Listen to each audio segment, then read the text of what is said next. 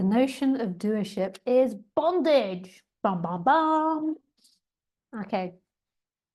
Questioner. We have been staying at Satya Sai Baba's ashram for some time. We have also spent 2 months at Sri Ramana ashram in Tiruvannamalai. Now we are on our way back to the United States. Maharaji, did India cause any change in you? Question. We feel we have shed our burden. Sri Satya Sai Baba told us to leave everything to him and just live from day to day as righteously as possible. Be good and leave the rest to me, he used to tell us. Maharaji, what were you doing at Sri Ramana ashram? Question. We were going on with the mantra given to us by the Guru. We also did some meditation. There was not much of thinking or studying. We were just trying to keep quiet. We are on the Bhakti path and rather poor in philosophy. We have not much to think about. Just trust our Guru and live our lives. Maharaji. Most Bhaktis trust their Guru only as long as all is well with them.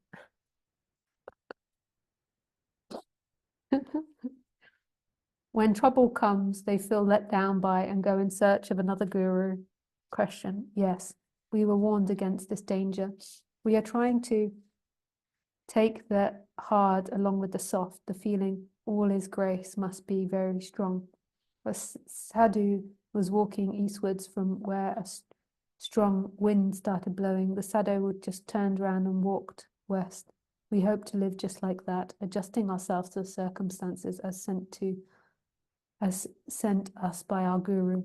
Maharaji, there is only life. There is nobody who lives a life.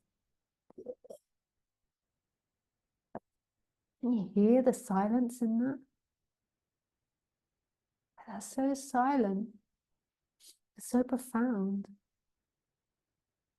There is only life. There is nobody who lives a life. Question. That we understand, yet constantly we make attempts to live our lives instead of just living. Making plans for the future seems to be the inevitable habit with us. Maharaji, whether you plan or don't, life goes on. But in life itself, a little eddy arises in the mind, which indulges in fantasies and images, and imagines itself dominating and controlling life. Life itself is desireless. But the full self wants to continue pleasantly. Therefore, it always engages in ensuring one's continuity. Life is unafraid and free. As long as you have the idea of influencing events, liberation is not for you. The very notion of doership, of being a cause, is bondage. Question. How can we overcome the duality of the doer and the done? Maharaji.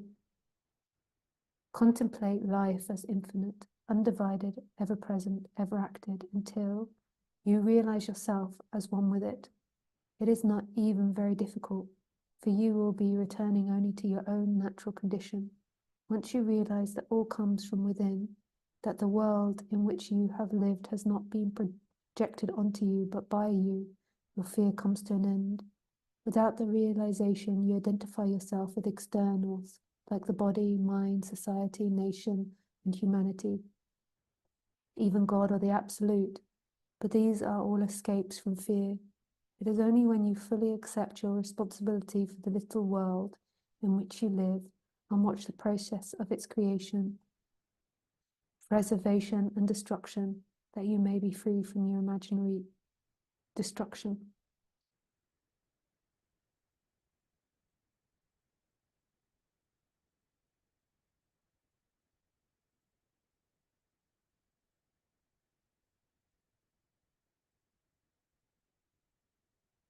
Why should I imagine myself as so wretched?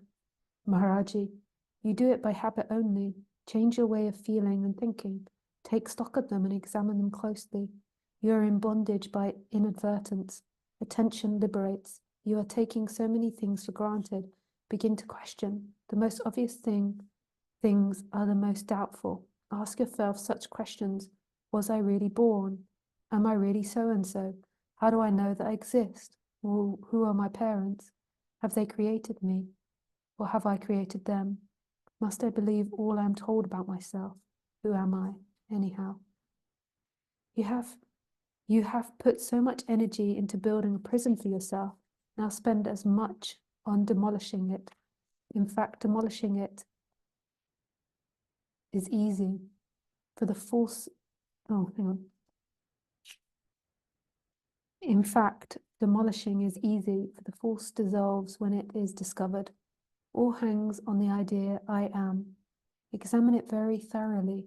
It lies at the root of every trouble. It is a sort of skin that separates you from reality. The real is both within and without the skin.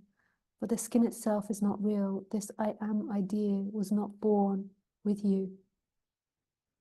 You could have lived very well without it. It came later due to your self-identification with the body.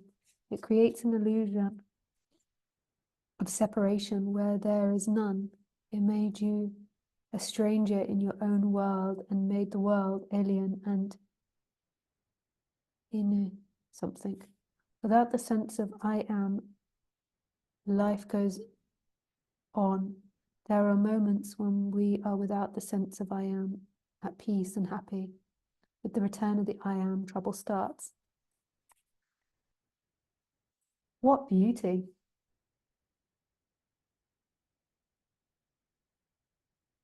Yeah, where to start?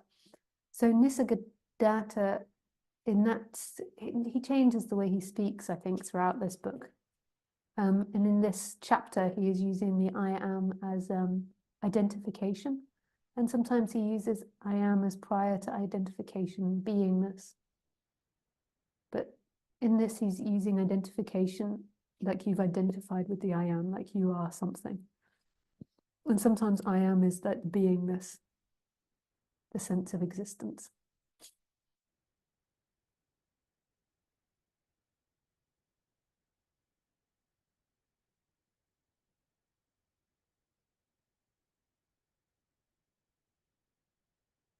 So it's so beautiful what he says. I mean, maybe I should have stopped a bit more rather than just reading all of that, because there's so many things that he says. There is only one life. There is nobody who lives a life. I mean, just that in itself.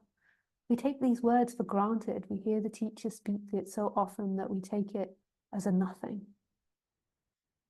There is only one, there is only life. There is nobody who lives a life. This is so profound. Who is it that's living the life now? Who is it that moves the arm, that thinks the thoughts? Who? And this, even though I can work as an inquiry for you, the teacher can work as an inquiry for you, but also there has to be a going in. Who is it that's making life? Where does it come from? In this moment, where do all thoughts arise from? And who is watching the thoughts? When there's a belief in doership, there's always a person that's trying to control form.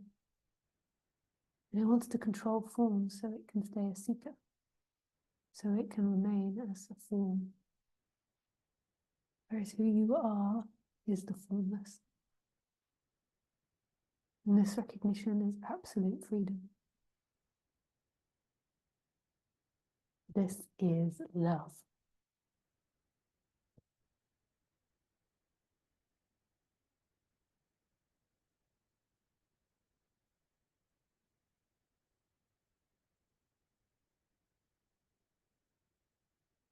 Contemplate life as infinite, undivided, ever present, ever active until you realize yourself as one with it. It is not even conditioned. Once you realize that all comes from within, that the world in which you live has not been projected onto you, your fear comes to an end.